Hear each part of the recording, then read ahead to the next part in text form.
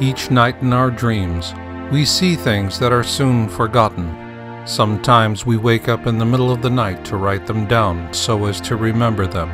But then there are dreams that take us to the future, and what do we see? Cataclysm and suffering on an unimaginable scale, and us and those whom we love in the midst of it as well.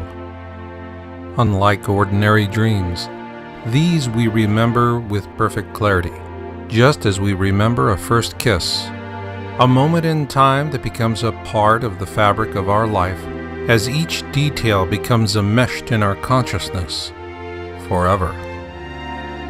These prophetic dreams, these horrific dreams, they awaken us in the middle of the night, and we know that we can never forget them, nor can we live with the memory of them until we know their meaning. Only then can we protect ourselves and those we hold dear. You have arrived at this moment not by chance, but by cosmic design. You have questions, and perhaps the answers offered in this program will help give meaning to your prophetic dreams and visions. With meaning comes the peace of mind you seek and need. Your journey reaches far beyond these teachings, but for now, you are here, and this is where we shall begin.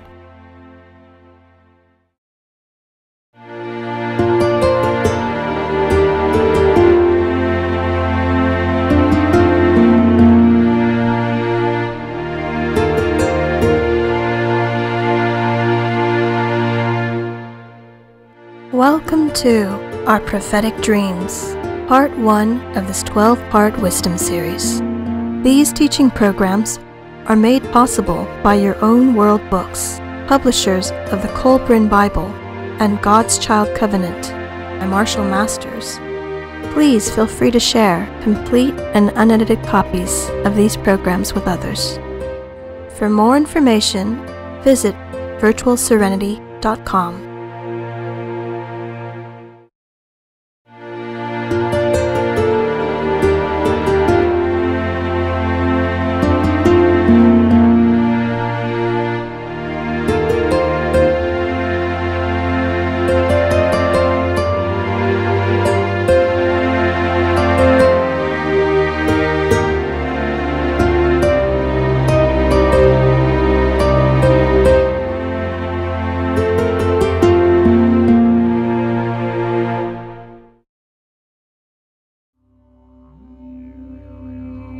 Dreams and visions come through a connection to all life around us, here in this world and elsewhere.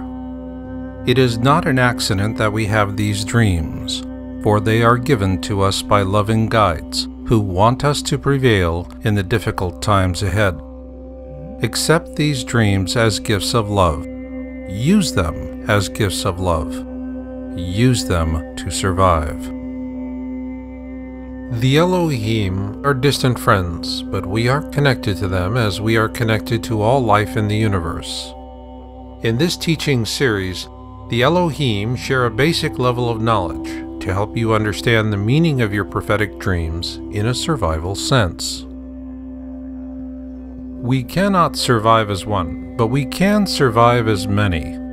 To think as the many, we must love the many and struggle for ourselves, those whom we love, and our species, as many in the one. The guides speak for the many, and your visions were given you so that you can walk the path of the teacher, to give confidence, understanding, and meaning to others, so that they may face their fears with bravery and compassion for others. This is a noble undertaking and a calling to brave souls who seek the meanings of their dreams. The personal meaning of your dreams is simple. It is to live with love and courage. This is the only meaning you need to know for yourself. But you were not given these prophetic visions and dreams for yourself. They were given to you so that you would seek their meaning and then teach them to those who seek to leave the darkness of fear behind them. This is the purpose of your dreams, that you believe them, their meaning, and this purpose is for you and only you to decide.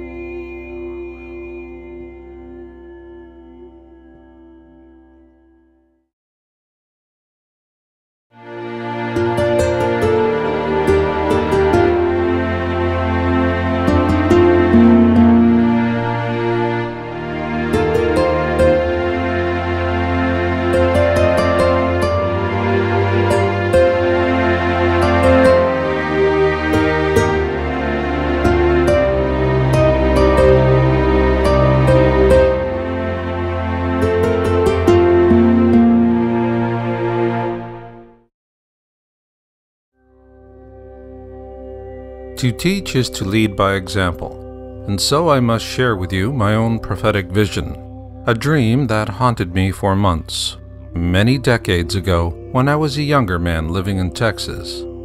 A prophetic vision so important it was given to me night after night in precisely the same manner. Eventually, it became a permanent remembrance, so the visions would survive intact. In this vision, I was shown a place I never knew, but sensed I would come to know. A place far away from me, but very near a major city. A city I did not know, but would likewise come to know in the fullness of time. It was a brutal dream, filled with death and quiet misery. A place where the suffering came to live or die, resigned to either fate. A place where the business of hope was no more, and just hope itself was something beyond the next step. My vision always began the same way, with the terrible skies of volcanic eruptions and meteor impacts. Black-streaked and sullen, it cast an eerie light across a barren and lifeless landscape. It was here, through a narrow pass in the foothills bordering this great metropolis, the weary and forlorn came to meet their fate. What I saw was a place of final choice, a triage center, as bureaucrats would call it. There the suffering chose to surrender their lives peacefully or to continue the struggle for life in what had become a barren and brutish world. Overlooking this place of choosing, I watched as they descended through the narrow pass into a dry lakebed, there to be sorted into areas set aside for the business of living and dying. I knew not the name of this place, but I saw it with such detail that to this day I vividly remember the warm, gritty puffs of wind on my face and the tint of a sky that would not yield me even the slightest trace of blue. My visions of this place persisted until I was so beset by them I developed hemorrhoids from the stress, and a hasty surgery was required. Then the guides who'd given me this dreadful vision night after night for months finally gave me peace from it. Not the peace of forgetfulness, though I did spend countless years trying to wipe it from my mind, but to no avail. It persisted in the distant reaches of my memory for a purpose I neither understood nor wanted to understand. That was until I moved to Northern California from the dream place of my vision in Texas. I was drawn to this area by a material purpose without the hint that I'd actually follow a completely different destiny path. This would be revealed to me just after the dawn of the new millennium. It was then I discovered this place I'd first seen in Texas, and which I'd tried so often and so vigorously to forget. Oddly, I'd passed by this place for several years without knowing it, but that would change after I began writing my first novel, God's Child Covenant, Return of Nibiru. Through it, I would find the meaning of an irrepressible vision given to me decades ago, half a country away.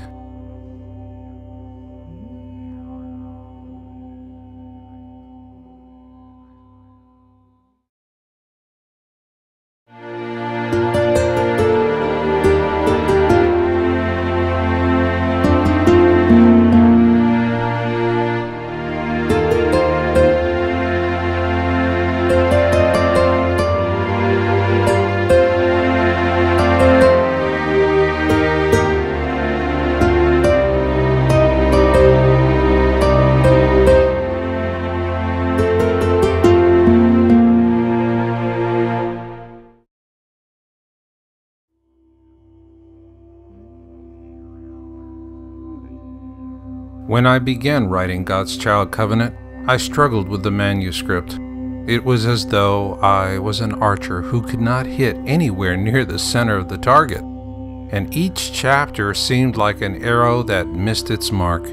No matter how carefully I aimed, it was as though I could not focus on the target. It was then that synchronicity brought me a passing acquaintance. Supportive of my efforts, he read my early manuscript and quickly saw the gap in it, and volunteered to help me close it. He invited me to meet him at a spot he liked to visit during his moments of reading and contemplation, a place known to those who live in the southern parts of the San Francisco Bay Area as the Lexington Reservoir in Los Gatos, California, a place I'd passed countless times during my daily commutes between the Silicon Valley of San Jose to the coastal area where I lived. This time was different because I would follow him along a road I'd never traveled before. He led me around the shoreline to a spot overlooking the calm waters of the Lexington Reservoir and the low mountain range that separated it from the vast metropolis just beyond. Off to my left, there was the narrow pass through which I'd seen emaciated and diseased people wrapped in tattered linens, struggling on foot to this place of dying. It was then that I stood in the very place where I'd first stood in my vision decades past in a city thousands of miles away, and I was there now. Each detail of the land was exactly as before, save for the precious green and blue that now make it a place of beauty. My heart was so broken, I collapsed like a rag doll and wept. When I finally arose, I knew that I found the place of my vision as well as my purpose. After that, the words of my novel, God's Child Covenant, Return of Nibiru, poured out from me like water from an eternal wellspring. It was a process of ecstasy such as only writers can know, and in it I embedded the substance of my prophetic vision. Yet one question remained unanswered. Decades earlier, I'd seen this place as barren and dusty, devoid of the tranquil blue waters that filled this reservoir. How then could it become a dry and dusty bowl? That simply escaped me. Early on in Texas, where I'd first seen this place, and then later in California after I actually found it, I never had the answer to the question. So I did as I've learned to do with such mysteries: place them in a clear jar, put it on the shelf, and wait for synchronicity to provide me with a label. That empty jar first went up on the shelf in January 2003 with the publication of the first edition of God's Child Covenant. Then 5 years later, in the summer of 2008, synchronicity finally delivered the label. And again, I was not the first to see it. Rather, it was my dear wife Yelena. Following our usual southward journey to our home near the Monterey coast, we drove past the Lexington Reservoir as always, but this time she noticed that it was being drained. The official explanation for draining the reservoir is that it is to allow for engineering improvements, and that the reservoir will remain drained until 2010, assuming it can be refilled at that time. How a prophetic vision could drive me through the years towards this place of significance is something that can only be important to you, not to me. What is important to me is the burden of responsibility that compels me to do what I do. If you have been given the responsibility to teach, then how and why is for you to decide. If you believe your purpose, then teach what has been shown you. The Elohim can only offer ideas and concepts to bind your vision with passionate teachings that will help bring comfort to the desperate souls of those who will seek you and those like you in the days to come. They will be in great need of teachers, teachers of light, teachers of love. This is the purpose of your prophetic dreams, and they are your calling. Should you choose to accept them, as I have accepted mine, I wish you peace and strength.